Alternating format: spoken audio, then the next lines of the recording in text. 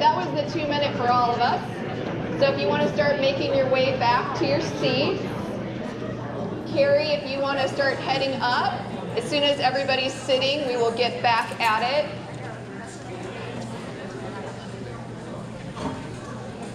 Do you guys mind trying to see if you can get that door open to get a little bit of air in here? Thanks. It's hot, right? Not just me.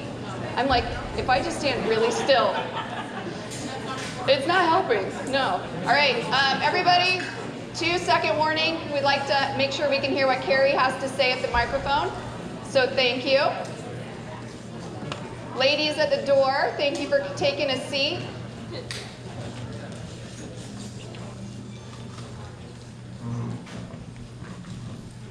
All right. It's all yours, Carrie. Okay.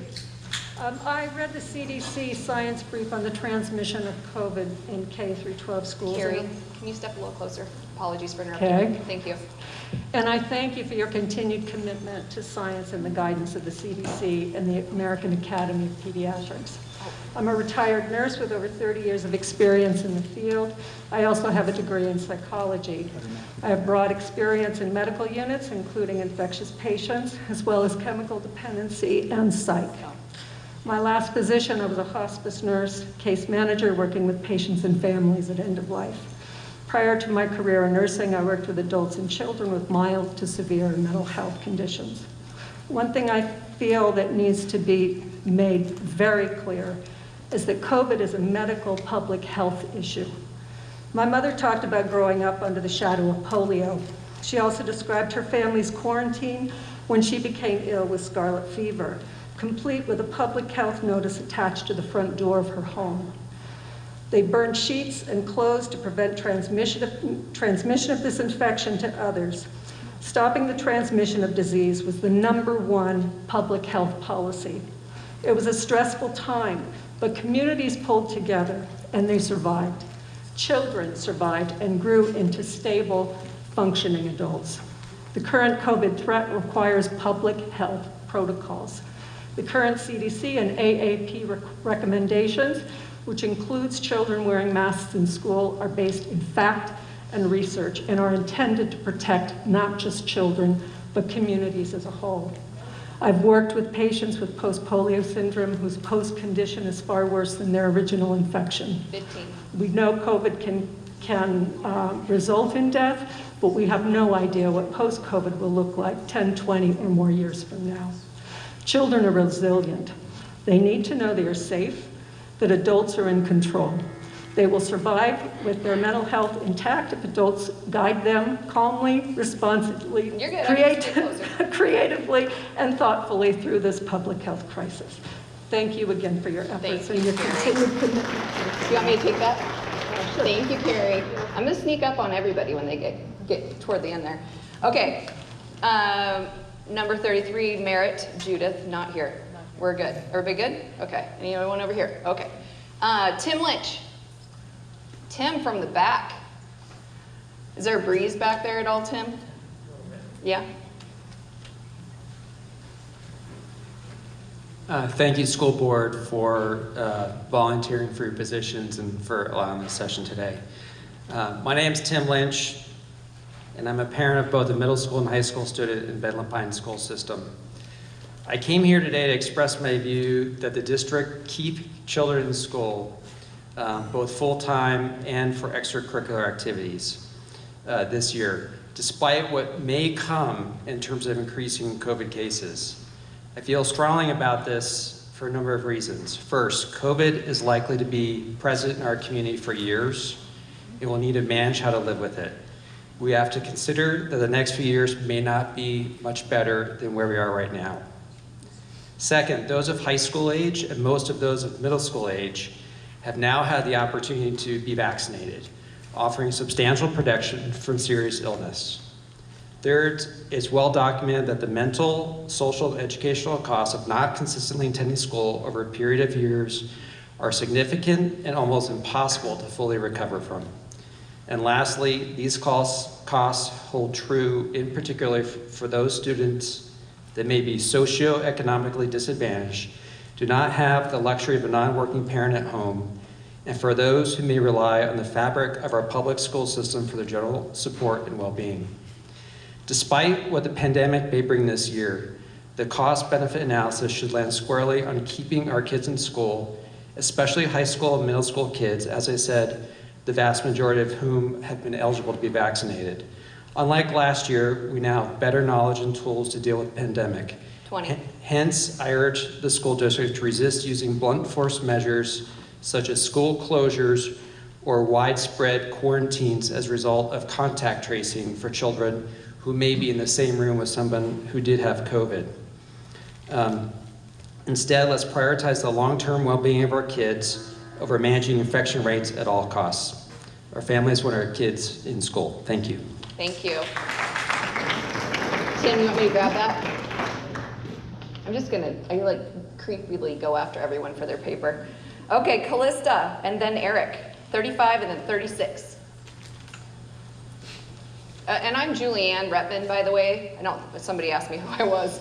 Not a board member, staff. I work for you guys. I work with the board, and I'm a director of communication, safety, and then also support our return to school efforts. So thank you for everyone. Thank you. No clapping. Oh, thanks. Go ahead. Hi, my name is Callista Songstad. I am the mother of 4 sons who were in the Ben Lapine School District from 2012 to 2020 at High Lakes, Cascade, and Pacific Crest Middle Schools, Summit, and Skyline High Schools. For a little background, along the way I've helped with Walk to Read, tutored our 4th and 5th graders in math, helped run the Scholastic Book Fair, participated in the PTO, PTA, and was on the site council at High Lakes for 2 years. 5.5 years ago, my second-born son received a flu shot that caused him to develop grand mal seizures, the first of which occurred right at High Lakes Elementary. His classmates and teachers were traumatized, but looked after him until I could arrive, and after being diagnosed with vaccine-induced epilepsy, kept a very close eye on him and offered him academic and emotional support.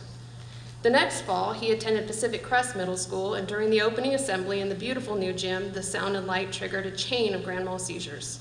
I had just left the school minutes before, having signed a 504 plan for him with the school nurse. We adjusted his schedule to eliminate the gym from his schedule by making him the office aide that period, close to admin and the nurse. The teachers were all asked to check in with me once a week to be sure he could keep up with his classes, to make eye contact, to check in with him throughout the class, and to send someone to check on him if he ever asked to take a break and didn't come back for more than 15 minutes. Only one teacher honored this request in the 1.5 years that he was there, no matter how many times I phoned or emailed. When the school decided that student office aides weren't allowed anymore, we gave him an extra art class. And then it was decided that that was against the rules too. And for whatever period of the day he missed, I would have to drive to the school and pick him up because he wouldn't be allowed to be on school grounds. So 1.5 years later, I just pulled him out of school to be with me for the remainder of middle school. As a freshman, he wanted to try to go back and be with his friends, so we gave Skyline a chance, knowing it was a smaller, quieter venue with small class sizes. And I wish I could say that's where the success story started, but again, the 504 was ignored, my emails went unanswered. Am I done? Yes, but I would like to invite you to catch up with Laura or myself afterwards so we can get your information so we can connect on this. I would like and we to would like turn to this take in, that as and well. I would like to say goodbye to the school district. We are gone forever. Okay, that's a, sorry. Thank you. If you want to reach out, I would feel like okay, thank you for that. Sorry, 2 minutes. You're great. Okay, Eric. Thanks, Eric. The Jody, you're up next. Oh, sorry, not. You can come together. Oh, sorry. No, that's okay. You guys, maybe. Thanks, Jody. All right, Eric. Okay, this is intimidating being in front of so many constitutional scholars. So I don't know if anyone saw, but today there was news in the New York Times and Washington Post about the Delta variant that indicated that vaccinated adults could spread much more than previously understood. The science evolved and the guidance around vaccinations and masking will continue to evolve and change. And when that does happen, the school board should follow that too. For the gentleman looking for additional scientific articles, there's a recent study out of the MIT Particle Lab demonstrating that virus particles are not only contained in droplets, but they're also being aerosolized, which means that they are much easier to spread. And now we know that the pandemic is much more dangerous than we understood before that study was done. As mentioned by some people, freedom has some limitations. To use an analogy, you could put your family in the car, not wearing seatbelts, and drive through every single red light on the way home, but it would be irresponsible, dangerous, and stupid. Pandemic is more complicated, but it has killed over 300 children. That amounts to 0.01% of children diagnosed with COVID-19. That's 1 in 10,000. It's pretty good odds for Vegas, but not with children's lives. If there was a 1 in 10,000 chance, I would keep my kid home and inside, wearing a mask, in a bubble, everything possible. So I would advise the school board to continue to follow the science as it evolves. Thank you.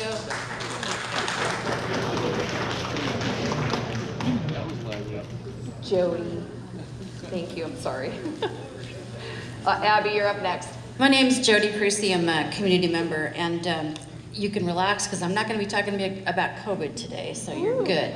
What I am going to talk about is anti-racism training, because there's a lot of misinformation by parents, and I would really, really tell the parents to get educated about this.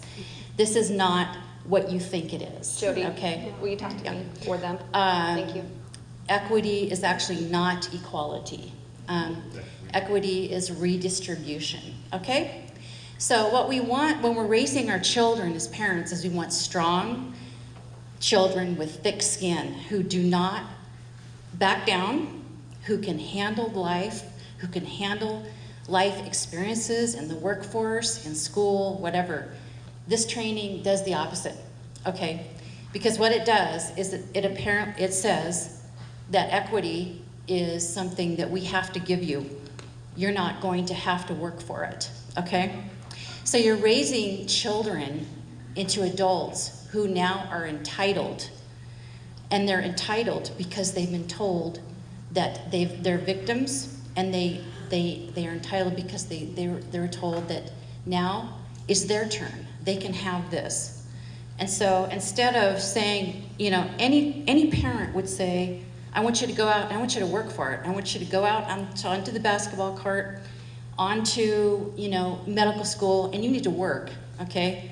Because you are going to be the one who benefits from that. The last thing you want to do is tell that child, we're going to give you that degree because of equity and some past problem that we had in the past. Now, as far as I know, racism is taught in every school in the United States and has been for 50 years. There's no problem with teaching racism, 0.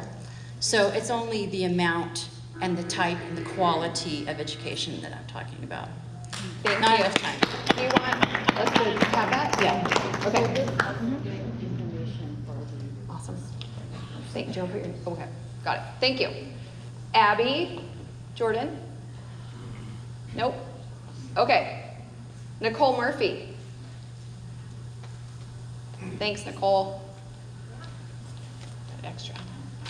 Thank you, everybody, for allowing us this chance to speak. My name is Nicole Murphy, and my husband and I have lived in Bend for 26 years. I have taught science in this school district for 20 years. My 3 children have all received their K-12 education in Bend La Pine schools. My youngest son will be a senior this fall.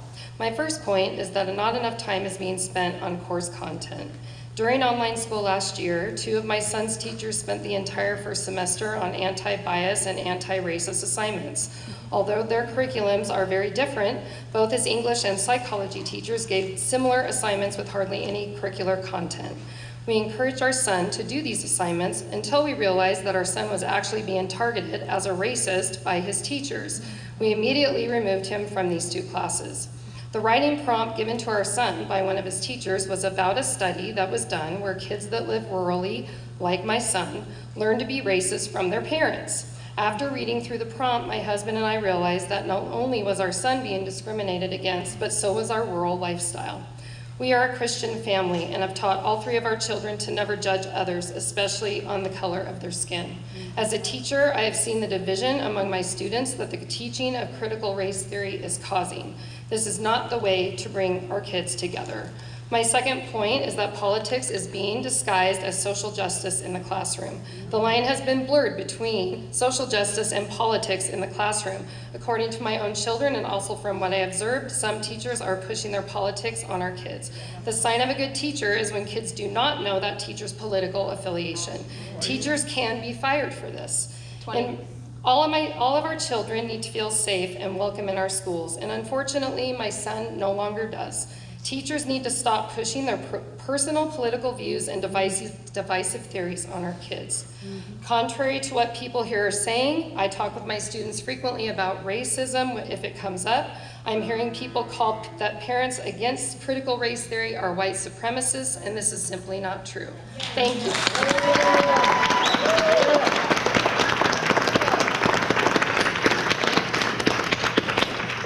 Would you like us to hold on to that? Do you want that in the record? No. Okay. Just a reminder that we're trying to record, and I think we're doing it well, hopefully. And it's tied into all the microphones, so anybody who's speaking, you're going to be able to pick it up. So just a reminder of that. And I think John is recording. Yeah? You want to tell us where that's going to be? Well, they might want to know. No? Are you going to put it out live for them? Nope. John! Jeez. I thought maybe that was your hookup.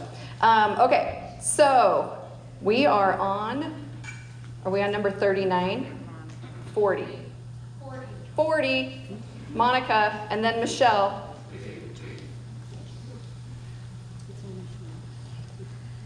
My name is Monica Dennis. I am here tonight to talk about curriculum concerns. First, I am requesting transparency from the district, and second, the reduction of the level of dominance of one idea as they both relate to curriculum content. To illustrate, when our student forecasted for the junior level Lit and Comp class, it was expected the course would follow the description in the published curriculum guide. It did not. It was shockingly different. The new curriculum material focused solely on anti-bias, anti-racist units, at the expense of literature genres and growing students' composition skills. The material assigned was more in line with a sociology course and should have been taught as such, rather than the Lit and Comp course it was used in and pushed upon the unwitting students. In addition, the level of dominance of one-sided views, some may refer to this as hegemony, which inhibits the providing material of alternative ideas, was exceptionally high. Only material that supported the specific narrative of racism and white privilege was provided to the students. It wasn't until we inquired did we discover that the district was engaged in the ideologically driven pilot program to achieve the district's equity goals. Let me be clear.